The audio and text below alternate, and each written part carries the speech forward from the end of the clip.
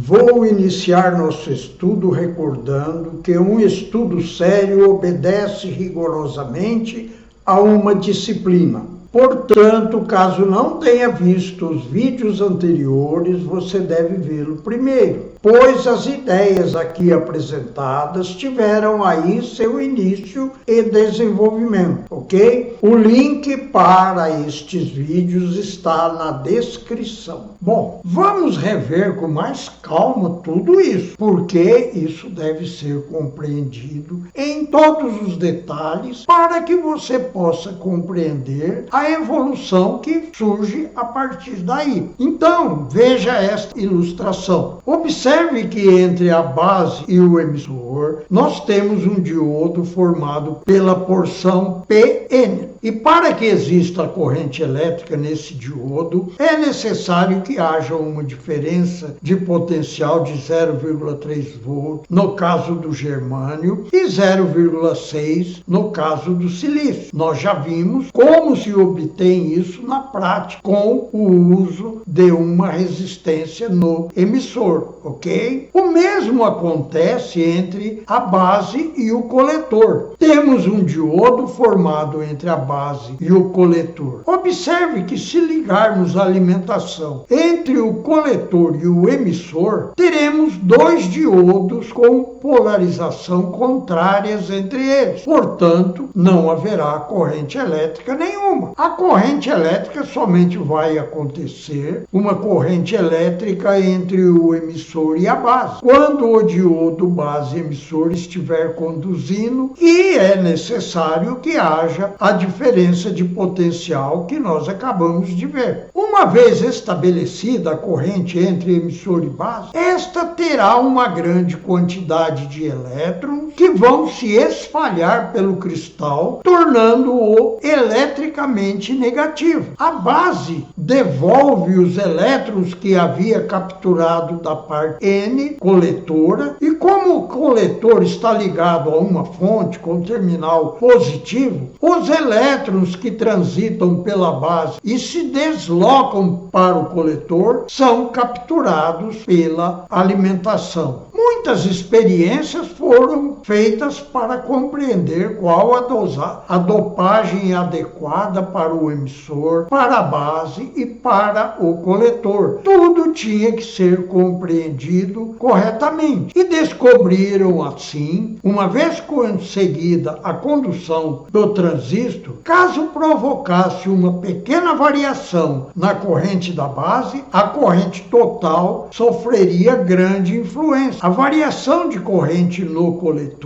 acompanharia a variação de corrente da base, porém multiplicada por dezenas de vezes, 100 vezes mais. Compreende-se assim que o transistor podia substituir uma válvula triodo como um novo amplificador de sinais elétricos. Lembre-te da válvula triodo. Elas caíram em desuso após o desenvolvimento da chamada eletrônica do estado sólido. A grande vantagem inicial é que o consumo de energia era insignificante em relação ao consumo da válvula. Os militares, principalmente, viram nisso uma grande oportunidade de obterem transmissores e receptores de rádio para operarem em locais onde não havia energia elétrica. E usar baterias para alimentar válvula era muito trabalhoso, porque elas consumiam muita energia. Agora, com o circuito transistorizado, com uma pilhazinha simples, o indivíduo podia ter um receptor trabalhando por horas a fio e só usaria o transmissor em caso de necessidade. Aí sim haveria necessidade de um consumo maior de energia, ok? Pois bem, as pesquisas foram se desenvolvendo, aprenderam a encapsular o transistor, desenvolveram materiais para esse encapsulamento, desenvolveram técnicas para estabelecerem a conexão entre o cristal e o mundo exterior e, enfim, puderam colocar no mercado os primeiros transistores, que, como já disse antes, foram feitos a partir do germânio. Mas as experiências com o silício continuaram, ok? Eu creio que as pesquisas sobre conexões e o envelopamento do cristal foram colocadas para equipes que se especializaram nisso. Aquela equipe que fez o cristal continuou a trabalhar. Eles agora queriam construir na mesma plaquinha mais de um transistor e facilitar assim o circuito. E assim começaram a nascer os chips. E na época que eu comecei a estudar eletrônica, nós chamávamos de circuitos integrados. Eu conheci circuitos integrados que continham até 6 transistores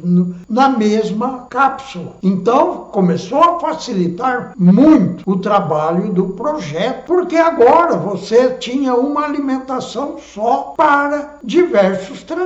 Eles aprenderam também a construir resistências com os cristais. Eles aprenderam a construir resistência com a dopagem dos cristais. E entre um ponto e outro, colocava-se uma determinada dopagem e ela apresentaria uma determinada resistência. Ora, os circuitos começaram a ficar mais complexos. Passaram a ter já um circuito amplificador completo dentro de um chip. E com vários transistores dentro de um chip, puderam então ter vários amplificadores dentro de um só chip. Ora, isso daí eliminou praticamente a necessidade de válvulas. Imagine o que é construir um amplificador para o rádio. Você tem um sinal de rádio. O sinal é muito fraco. Para um sinal muito fraco, o ideal é amplificá-lo. Pois bem, se você liga o sinal da antena em um amplificador, você amplifica este sinal da antena e ele já pode estar sintonizado no receptor que interessa. Bom, uma vez amplificado, este sinal deverá ser amplificado ainda mais e a sintonia refeita para que se elimine as interferências até que se chegue a um detetor, que agora é feita por um diodo de silício ou de germânio. E depois temos que ter um amplificador de áudio para se enviar ao alto-falante. Ora, agora tudo isso pode ser feito com um só chip. Veja